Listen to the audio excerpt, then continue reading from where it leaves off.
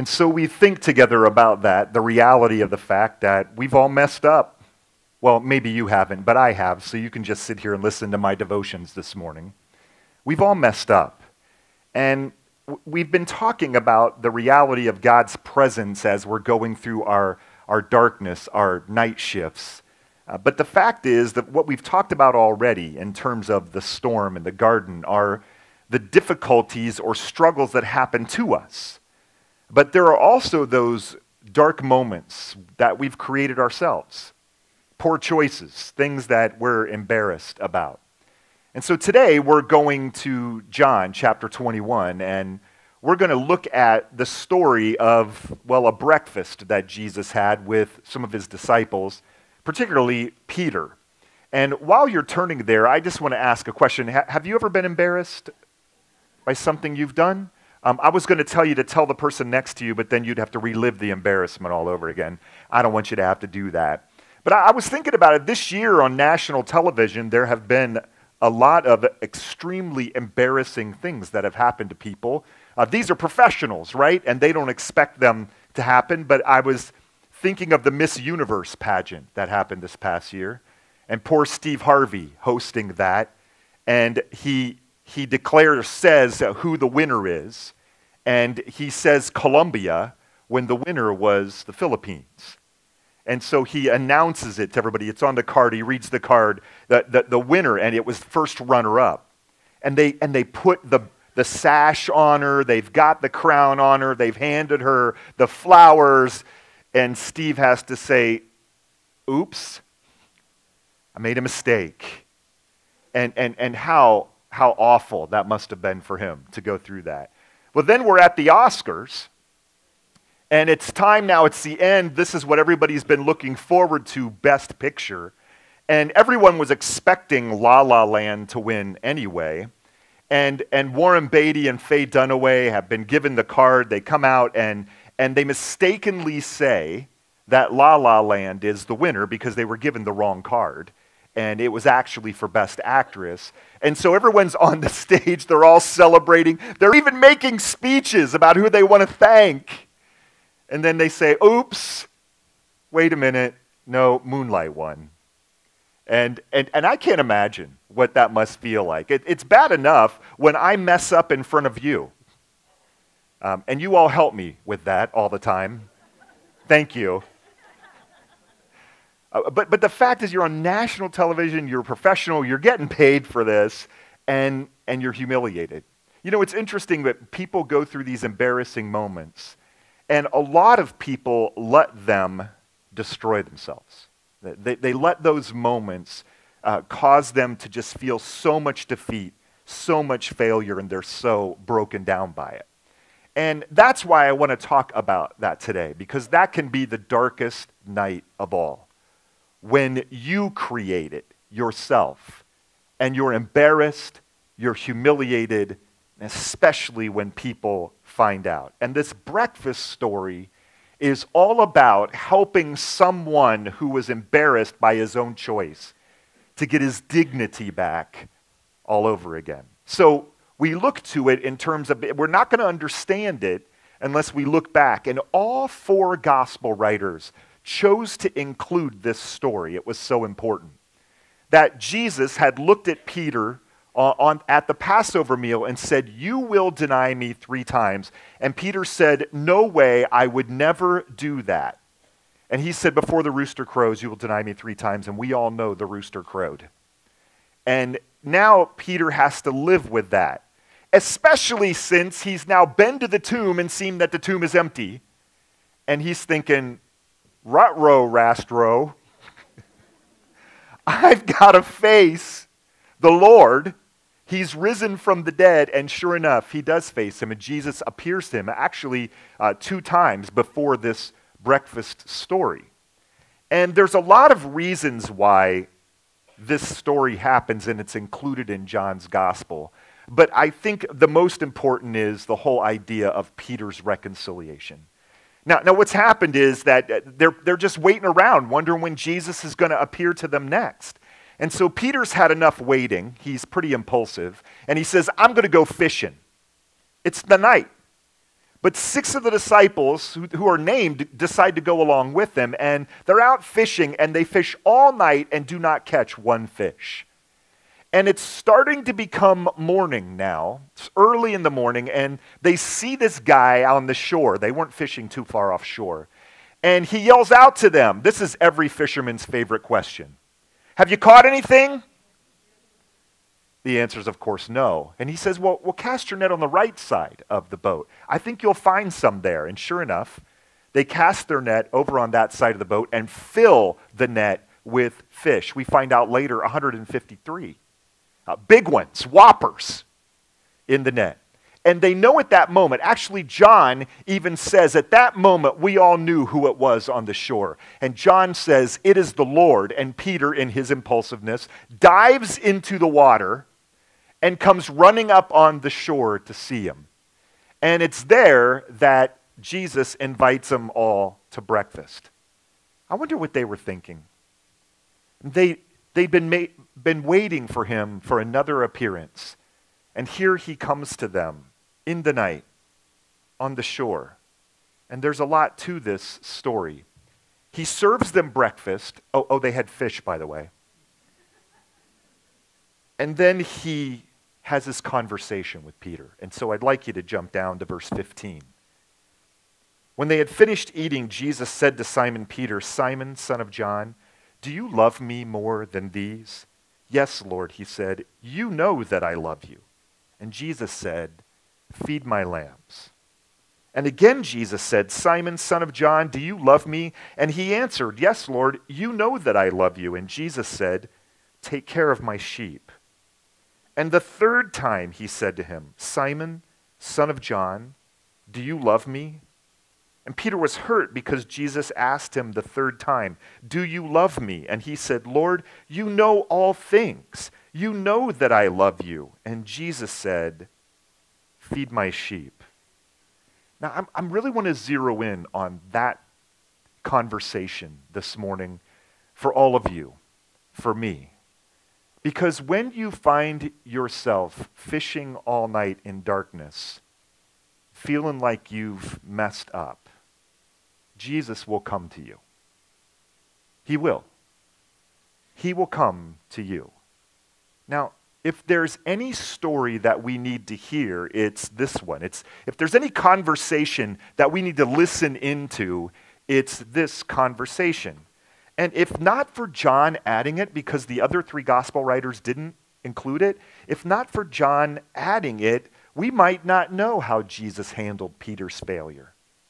We may never know what kind of conversation that went out between them. Now, some might think that when Jesus rose from the dead, he was always hanging out with his disciples, but that was the frustration of it for the disciples. They knew he was alive, and yet he wasn't just hanging out with them all the time. He was appearing when he felt it was important to appear. Now, here's what's important. Every appearance had a purpose. You'll find that in the words that Jesus said, and I won't unpack all of those appearances. I don't know what they discussed while they were eating fish sticks here on the beach. But I do know of all the important things Jesus taught them after his resurrection, this conversation might be the most important lesson for them and for you and me. And you may not have thought of it that way. It's interesting. It wasn't a direct confrontation. Did you notice that? Hey, Peter, I want to talk about your denial. He didn't say that. Hey, Peter, you let me down. Hey, Peter, what did you think about that rooster? No, there was none of that. The bottom line, he came after Peter with restoration in mind. He chased after him in this moment so that he could know forgiveness. Now, why did Peter go out on this night of fishing? I think that he was impatient, but it might have just been natural things. I mean, he might have just been hungry. He still has to provide for his family. Maybe it was a combination of things, but it really doesn't matter. Jesus came looking for him with a purpose. Not whatever his purpose was for being there, but Jesus' purpose for restoring him. He loves him. He loves you. I remember the passionate pursuit of Stephanie. For those of you who don't know me, that's my wife, by the way. And the passionate pursuit of Stephanie early on came with stupid Steve breaking up with her. And then it was a couple years later, and I realized that the horrible error of my ways. And so I began pursuing her again. I have to admit, even though she had a boyfriend. He was in Texas, though, so it was going to work out. I believed it. I think that I probably annoyed her because I was persistent. I did not want to give up. Fortunately for me, her boss at the time, who was the academic dean at the college, also was rooting for me. And so he would, do funny things like put sticky notes over the face of her boyfriend and their picture together on her desk, stuff like that. I had help. And I thought about it all the time. I thought about her all the time, and I was not going to give up. And I was fortunate that the Lord had something different for her boyfriend. He had moved on. And I was grateful that he had something different for her and me as well, each other. But I'll never forget how persistent and passionate I was and how annoying I became. And I want you to think about that in terms of what Jesus is doing here. He's going to annoy you. He's never going to give up on you unless you just give up on yourself. He is chasing you, speaking to you. His spirit is alive and real, and he's coming after you.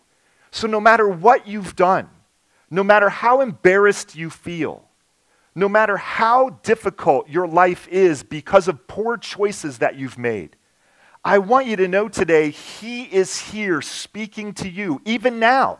Maybe my voice is even annoying to you because he is the one talking to your heart.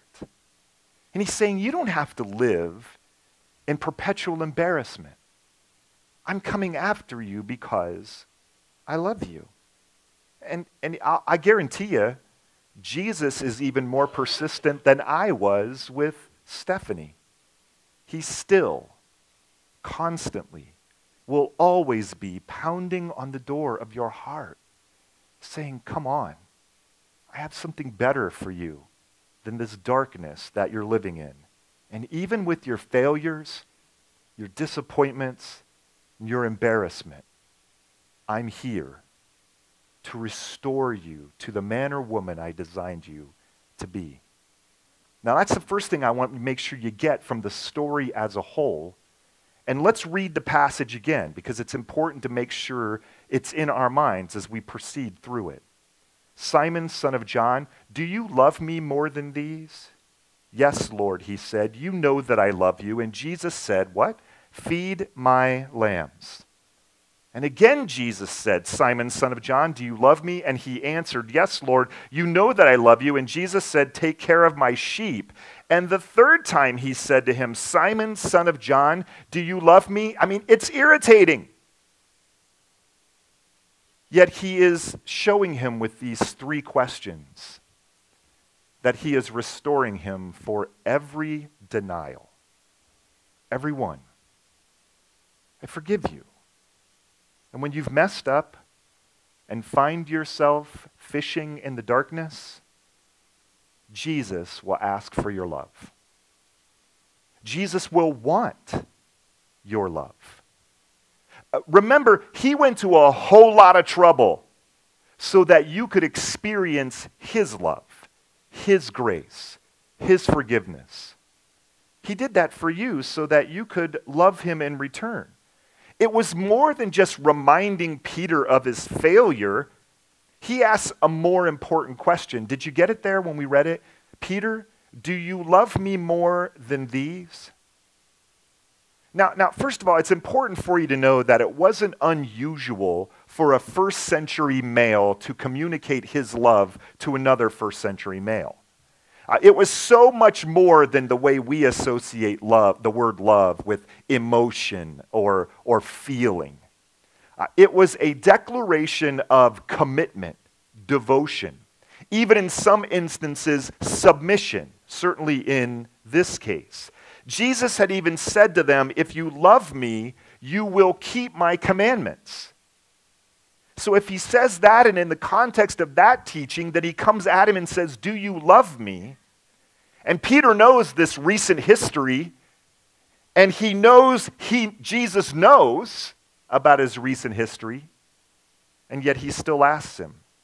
So the question isn't about Peter having an emotional attachment to Jesus.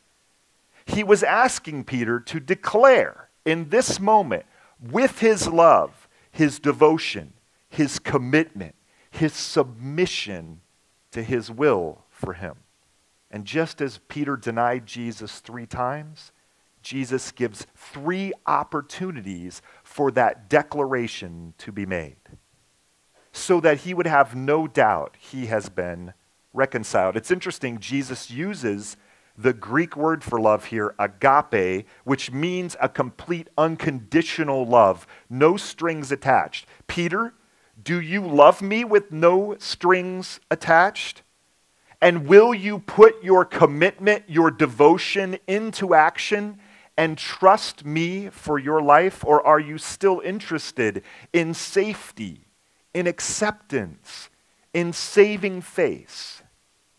Is your love for me because you think that somehow you'll gain power and influence, or are you willing to go where I went to follow me?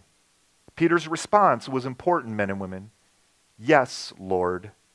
But the yes was always followed by, you know that I love you. He gets it now, right? This time he can't fake it.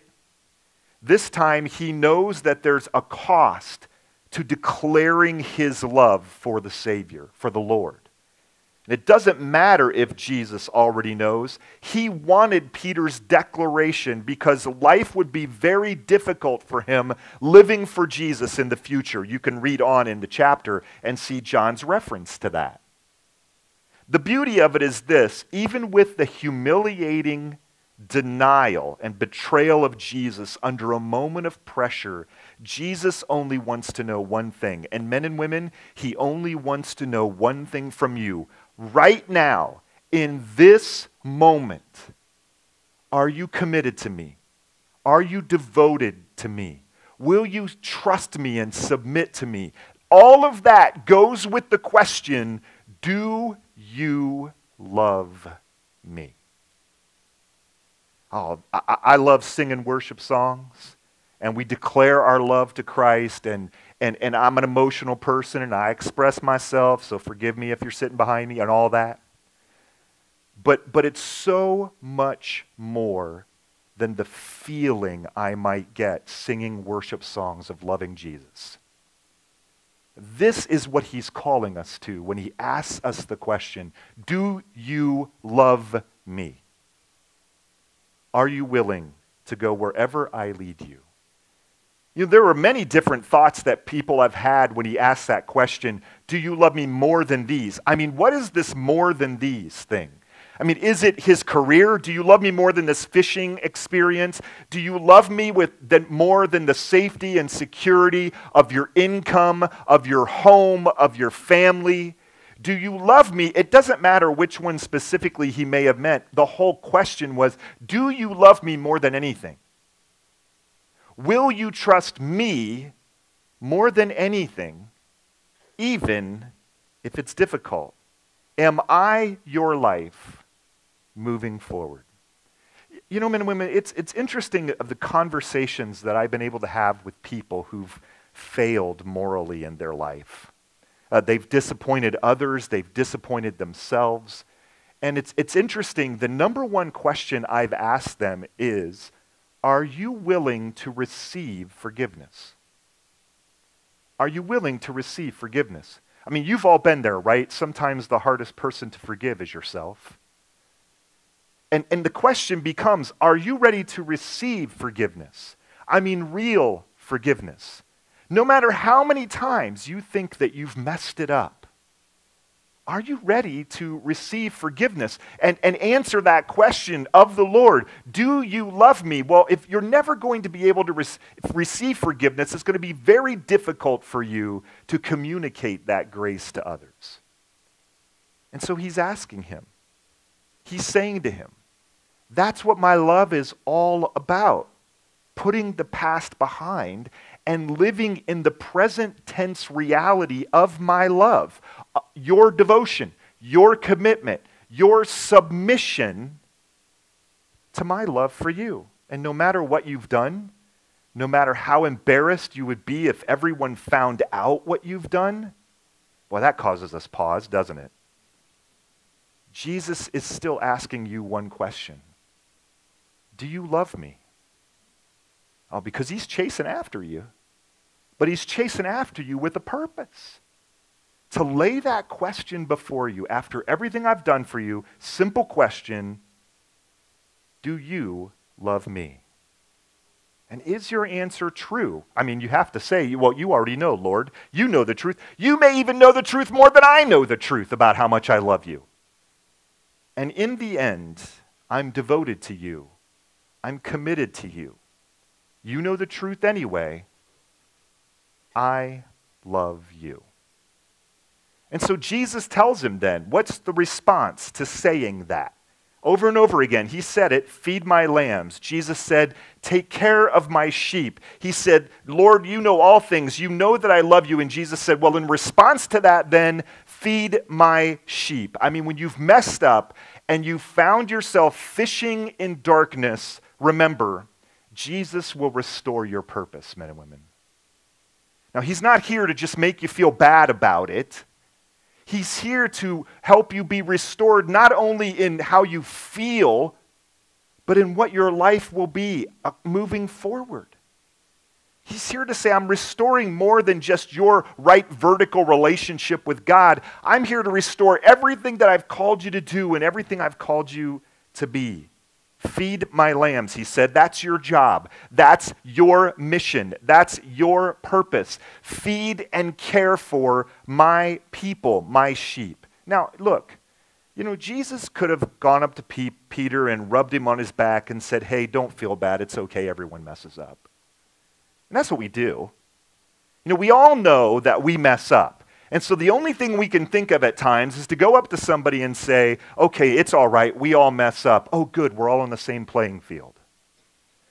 And Jesus is saying, no. No, it's so much more than that. It's so much more than just making you feel better about your guilt. He's saying, you've got stuff to do. And as long as you live with this cloud of conviction and condemnation on your heart and life, you're not going to be able to accomplish what it is I've laid out for you in purpose. So Jesus says, look, here's my real answer, not just rub another back. My answer is for you to go do your mission. Go feed my sheep. Go care for people. Go lead this ministry. And he says that. That's the proof now. That's what shows that you really mean you love me. You can say you love me, but your actions spoke louder than your words the first time when the rooster crowed.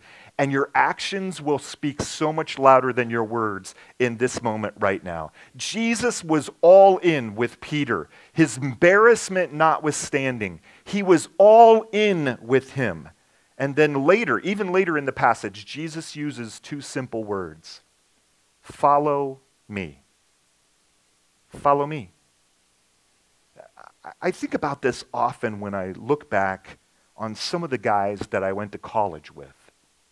And they had lived in a very tight bubble, protected bubble in their families growing up. And then they came to this Bible college experience, another relatively tight bubble. And they lived in the safety of that without making many of their own decisions.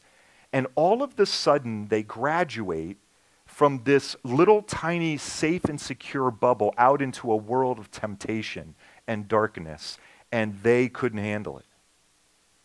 And they made choices that embarrassed themselves and their families and their friends. And they were ashamed of what they'd done. Now, the sad part is that some of them have been so devastated by their embarrassment that they choose to still live in it. That's what's so discouraging, and I pray for those guys. But what's beautiful are the guys who realized what they had done and the choices they had made, and they'd become something that they never dreamed that they would become. And they had a calling on their life. I mean, God had called them to ministry. And so they understood, and their eyes and their hearts were opened by Peter's exchange and other passages in Scripture that reminded them that they'd been forgiven, that God's grace was sufficient, that they could put this past behind them and they could move forward. And I want to say to you that just like those guys I went to college with, he's ready. He's chasing after you, and he's asking you if you love him, and he's ready to restore his calling and his purpose onto your life. Now, I get it. You know, a lot of times choices that we make have consequences that make moving forward very difficult. I fully understand that. But the reality is, as he comes to you, it may be that you can't fulfill God's perfect will, but quite possibly and probably you will be able to fulfill God's permissive will. In whatever your situation is now, he is ready to move you forward according to his will from here. To take on all of the responsibilities that go with the consequences of the choices that you made in the past, but still being given this wonderful opportunity to start fresh and new, capturing the person that he designed you to be from the beginning. That's what he's saying to you. Go feed his sheep. I mean, go do what it is that he made you to do and be who he made you to be, all under the authority and power of his word that you can trust. It's the same for you. So men and women today, as we think about this series and the darkness that comes into our life, I want you to know God is always working. Even when you've brought the darkness upon yourself. And when you've messed up and find yourself fishing in darkness, Jesus invites you to breakfast on the beach. Come on. I mean, he's come to you. And he's just asking you one question. Do you love me? Do you love me? Lord, you know where my heart is. You know the truth about who I am. You know what I'm ready to devote myself to commit myself to. You know that I love you. And then Jesus restores your purpose. You know, it's interesting. John, a little later in his life, wrote some letters to some friends. And the first letter that we have recorded in the back of your New Testament, 1 John, we call it, he said this, and I think it's a fitting way as we think about concluding this series. Chapter 1, verse 5. This is the message we have heard from him and declare to you. God is light. In him there is no darkness at all. If we claim to have fellowship with him and yet walk in the darkness, we lie and do not live in the truth. But if we walk in the light as he is in the light, we have fellowship with one another, and the blood of Jesus, his Son, purifies us from all sin. I mean, if anything I've said today, I'd just get all excited about that. I mean, look at that God is, well, his light beats your night. His light displaces all of the darkness. And he restores you to an opportunity to love him by going out and fulfilling the calling he has for you on your life right now. In other words, he's made you breakfast. He asks for your love. And he's ready for you to take and eat, to be restored today, because he's worked all night for this moment to restore you to a loving relationship with him.